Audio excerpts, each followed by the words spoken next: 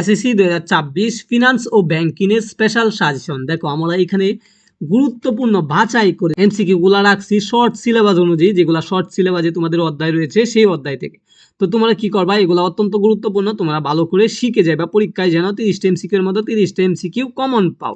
তো তোমরা এই পিডিএফ গুলো আমাদের থেকে চাইলে নিতে পারবা। কিভাবে নিবা ভিডিও শেষে আমি তোমাদেরকে বলে দিব। শিক্ষার্থী বন্ধুরা দেখো, 1 নাম্বার, অফিস খরচ, বীমা খরচ ইত্যাদি পরিশোধের অক্ষমতা থেকে কি সৃষ্টি হয়?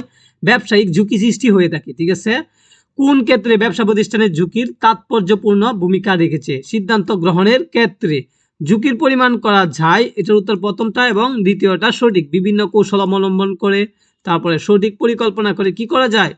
ঝুঁকির পরিমাপ জানা যায়। ঝুঁকি ও অনিশ্চয়তা ব্যবসা প্রতিষ্ঠানকে কি অর্জন করতে বাধা দেয়? লক্ষ্য অর্জন করতে বাধা দেয়।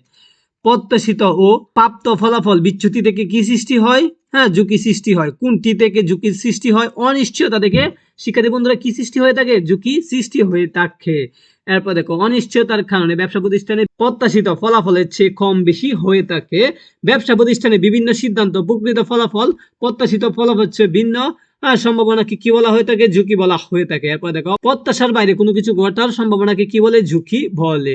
এরপর নাসা গ্রুপ আশা করেছিল 2014 সালে 20% নিট মুনাফা লাভ করবে, কিন্তু বছর শেষে দেখা গেল প্রতিষ্ঠানটি প্রকৃত লাভ হলো 15%। এখানে 5% বিচ্যুতিকে কি বলা হয়? ঝুঁকির উৎস বলা হয়। প্রত্যাশিত আয় হতে প্রকৃত আয় বেশি হলে কি সৃষ্টি হয়? ঝুঁকি সৃষ্টি হয়। আচ্ছা শিক্ষার্থী বন্ধুরা, পরে দেখো, রফিকুল ইসলাম কাজল তার বিনিয়োগ থেকে গত 3 বছর যথাক্রমে 5%, 7%, 11% হারে মুনাফা লাভ করেছে। এর গড় মুনাফা কত ভাইয়া? তিনটা যোগ করবা, 7 5 কত 11, তারপরে 11 আর কত 11 যোগ করলে 22, 22 এর তুমি কি করবা? 3 দিয়ে ভাগ করবা। 3 দিয়ে ভাগ করার পরে যেটা আসবে সেটা হলো উত্তর 7.67। গড় কিভাবে বের করতে হয়? 3টা যোগ করে 3 দিয়ে ভাগ করলেই গড় বাইরে হয়ে যাবে। ঠিক আছে, মহাজন তার 3টি বিনিয়োগ প্রকল্প থেকে যথাক্রমে এত পার্সেন্ট, 3টা যোগ করবা, তারপরে কি করবা? 3 দিয়ে ভাগ দিবা, দেখবা গড় বাইরে করবে। ঠিক আছে, এরপর দেখো, আয়ের উত্থান পাতান কিসের ধারণা? ঝুঁকির ধারণা। আয়ের উত্থান পাতান বেশি হলে কি করতে পারে? ঝুঁকির পরিমাণ বৃদ্ধি পেতে পারে। তারপরে ঝুঁকির একটি অন্যতম ধারণা কোনটি হতে পারে? আয়ের উত্থান পাতান। আচ্ছা, আয়ের উত্থান পাতান মানে আয় বেশি হওয়া কম হওয়া, এটাই বোঝাচ্ছে। এরপরে দেখি আমরা, ব্যবসা প্রতিষ্ঠান এবং বিনিয়োগকারীদের প্রত্যাশিত প্রাপ্ত ফলাফলের মধ্যে তাকে গড়মিল এবং বিচ্যুতি, এই দুইটা থাকে। ঠিক আছে, অনিশ্চয়তা থাকে না। এরপর দেখো, ব্যবসায়িক ঝুঁকির উৎস হলো, ব্যবসায়িক ঝুঁকির উৎস 3টা সঠিক এখানে। এরপরে দেখো শিক্ষার্থী বন্ধুরা, তো এইগুলো অত্যন্ত গুরুত্বপূর্ণ, মনোযোগ সহকারে সবগুলা কি করবা? পরীক্ষার আগে শিখে যাইবা। ঠিক আছে, খারাপ কোনো ঘটনা ঘটার আশঙ্কাকে কি বলে? ঝুঁকি বলে।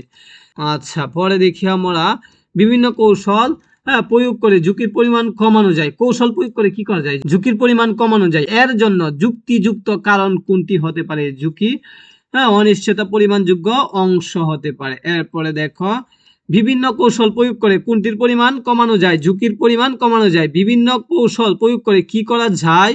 ঝুঁকির পরিমাণ কমানো যায়। আচ্ছা, পরে দেখো, বিভিন্ন কৌশল প্রয়োগ করে কিসের পরিমাণ কমানো বা পরিহার করা যায় না? অনিশ্চয়তাকে তুমি কি করতে পারবে না? কৌশল প্রয়োগ করে পরিহার বা কমানো যাবে না। ঠিক আছে, অনিশ্চয়তাকে পরিমাণ করা যায় না কেন? এটা ইচ্ছা করলে পরিহার বা কমানো যায় না। এরপরে দেখো, কোনটি অনিশ্চয়তার উদাহরণ? কোম্পানির প্রধান কর্মকর্তার মৃত্যু হতে পারে, এটা হলো অনিশ্চয়তার উদাহরণ। এরপরে দেখি, ঝুঁকি ও অনিশ্চয়তার মধ্যে পার্থক্য কি? এটাও সঠিক, এটাও সঠিক, এটাও সঠিক।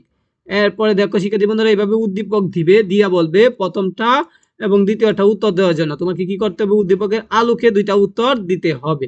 আচ্ছা, এরপরে দেখো, ব্যবসা প্রতিষ্ঠানের দৃষ্টিকোণ থেকে ঝুঁকি কত প্রকার? 2 প্রকার হলো ঝুঁকি।